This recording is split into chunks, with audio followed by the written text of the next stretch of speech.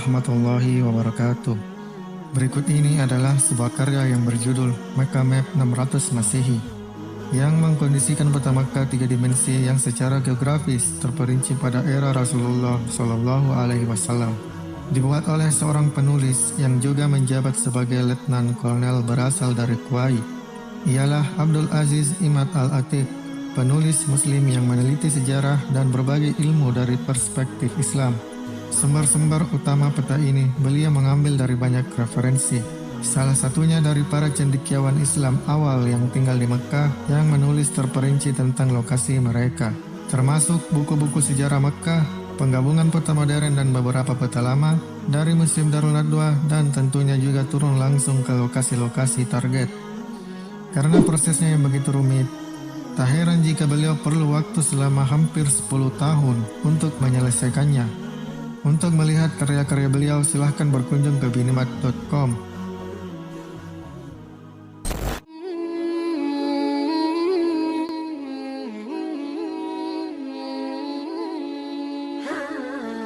Seperti inilah peta Makkah 600 Masehi di era Rasulullah Shallallahu Alaihi Wasallam. Peta Makkah 3 dimensi ini akan menunjukkan lokasi dan luas wilayah dari tiap-tiap kabilah di Mekah, lokasi pasar dan kawasan maksiat pada masa jahiliyah, serta beberapa gunung bukit yang bersejarah, dan tentunya juga tata letak rumah-rumah dari kaum muslimin maupun kaum musyrikin yang menyiksa dan menentang dakwah Nabi Shallallahu Alaihi Wasallam. Untuk lebih memahami, kita akan bertumpu dari sudut pandang ini. Yang sebelah kanan layar adalah utara dari kota Mekah, yang kiri adalah selatan. Sebelum diutus sebagai Rasul, Nabi Shallallahu Alaihi Wasallam sering berangkat dari rumah Khadijah radhiyallahu anha, lalu keluar melalui jalur utara menuju ke Gua Hiro. Di sana beliau sering menyendiri, berdoa kepada Sang Pencipta dan merenungi keadaan kaumnya yang penuh dengan kesesatan.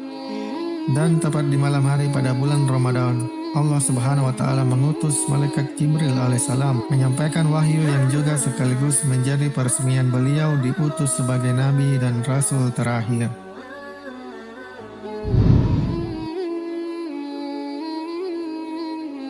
Terlihat juga di sebelah timur kota Mekah, lokasi Gunung Arafah.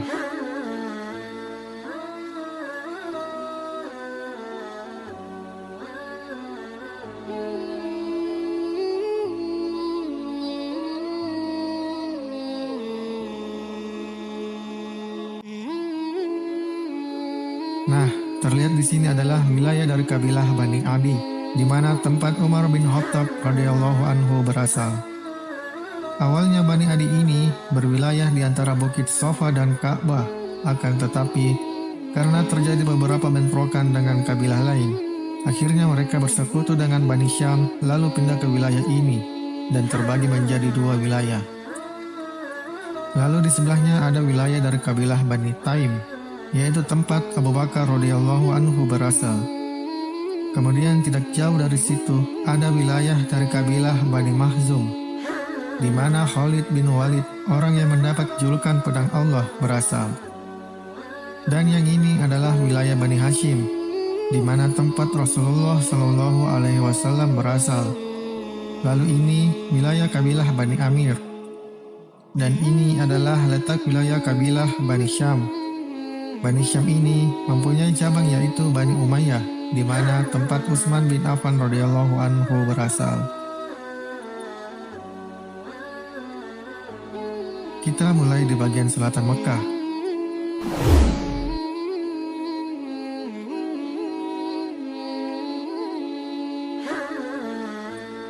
Ini adalah rumah Abu Bakar As-Siddiq radhiyallahu anhu, sahabat terdekat Nabi Shallallahu Alaihi Wasallam, bahkan sebelum Islam.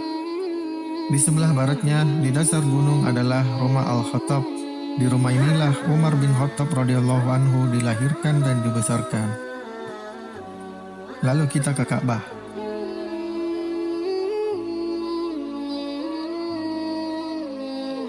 Di sini adalah letak pasar pada saat itu, berdekatan dengan daerah Ka'bah.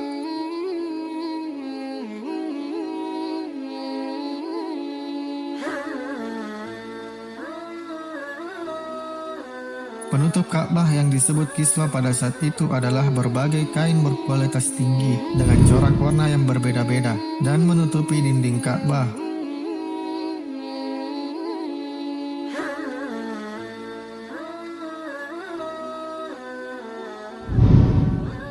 Letak sumur Zam-Zam tidak jauh dari Ka'bah.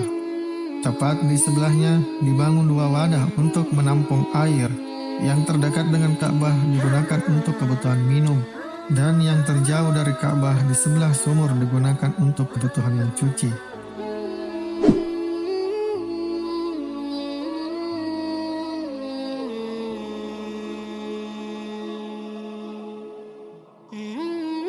Dari sini kita melihat letak Darun Nadwa, semacam rumah majelis untuk pertemuan atau rapat tokoh-tokoh Quraisy.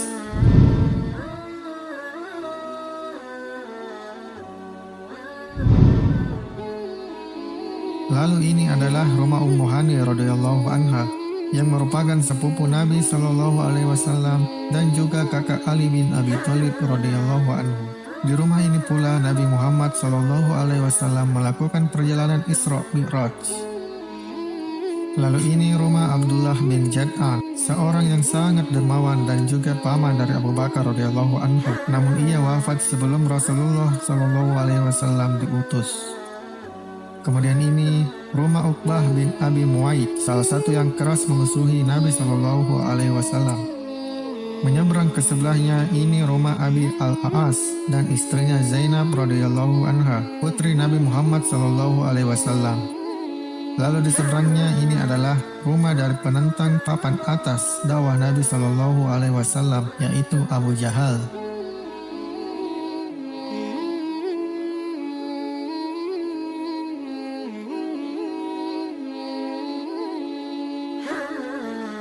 Di sini adalah rumah Al-Arqam radhiyallahu anhu, tepat di dasar bukit Safa yang berfungsi sebagai tempat rahasia Muslim, di mana mereka bisa belajar Islam dan Quran tanpa disiksa. Lalu ini adalah gerbang Bani Syaibah yang merupakan gerbang utama utara berhadapan langsung dengan sumur Zam-Zam.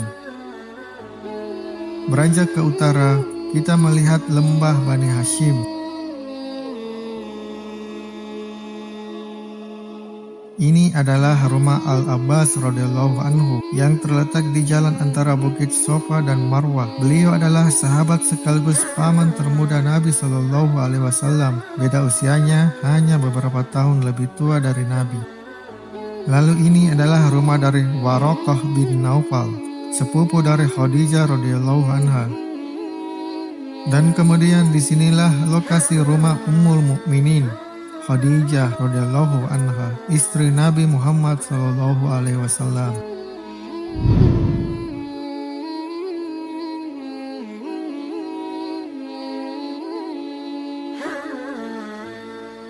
Di lokasi ini adalah letak rumah Abu Sufyan radhiyallahu anhu, yang awalnya ia juga salah satu orang yang keras memerangi Islam, namun pada akhirnya memeluk Islam. Lalu di sebelahnya adalah rumah Mi'tib bin Abu Lahab. Ia tidak seperti ayahnya Abu Lahab yang jahat. Ia akhirnya memeluk Islam. Di sebelahnya ada rumah Utbah bin Rabi'ah, seorang yang dulunya sempat takjub dengan dakwah Rasulullah. Namun karena kedudukan dan kemuliaan yang diberikan kaumnya, menghalangi dia masuk Islam dan gugur di perang Badar.